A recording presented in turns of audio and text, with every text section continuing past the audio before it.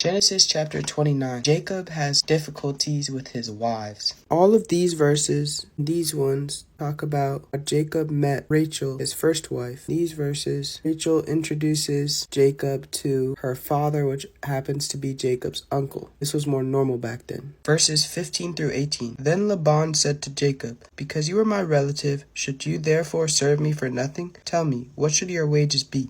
Now Laban had 2 daughters. The name of the elder was Leah, and the name of the younger was Rachel. Leah's eyes were delicate, but Rachel was beautiful of form and appearance.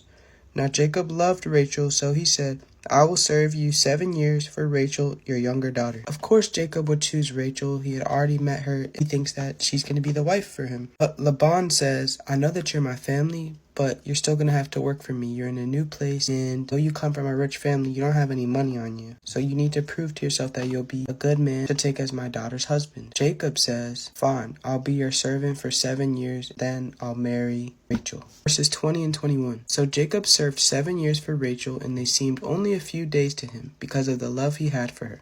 Then Jacob said to Laban, "Give me my wife, for my days are fulfilled, that I may go into her." That's nice. He truly loved her, so the work he was doing, even though it was a long 7 years, it felt like it was worth it. The last part, the wording shows him as like an impatient person. But yeah, he's just like, it's been 7 years, did my side of the deal, now I would like my wife that I so love. Verses 22, 23, and 25. And Laban gathered together all the men of the place and made a feast. Now it came to pass in the evening that he took Leah his daughter and brought her to Jacob, and he went into her. So it came to pass in the morning that behold, it was Leah.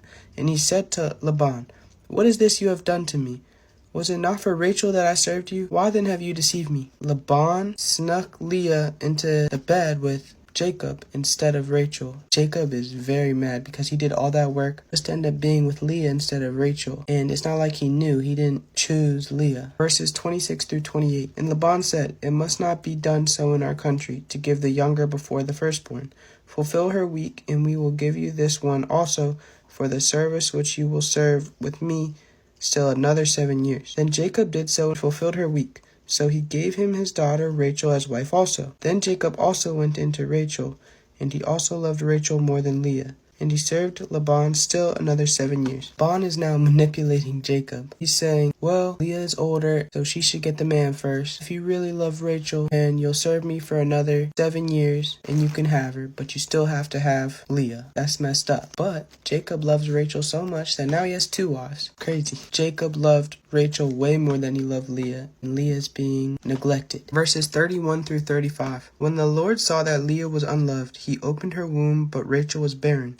So Leah conceived and bore a son, and she called his name Reuben, for she said, "The Lord has surely looked on my affliction. Now therefore my husband will love me." Then she conceived and bore a son, and said, "Because the Lord has heard that I am unloved, he has therefore given me this son also."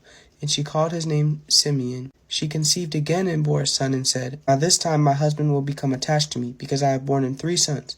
Therefore his name was called Levi. And she conceived again and bore a son, and said, "Now I will praise the Lord." Therefore she called his name Judah. Then she stopped bearing. Jacob is finally getting the punishment he deserves. Remember a few chapters ago when Jacob manipulated his older brother, got his birthright, and got his blessing. Now he's getting a similar concept of punishment. His wife that he loved so much cannot conceive, but his wife that he doesn't love can conceive 4 times. And what's crazy is, after each son, Leah is just hoping that Jacob will love her, saying, "I've born him a son, he'll love me. I've born him 2 sons, he'll love me.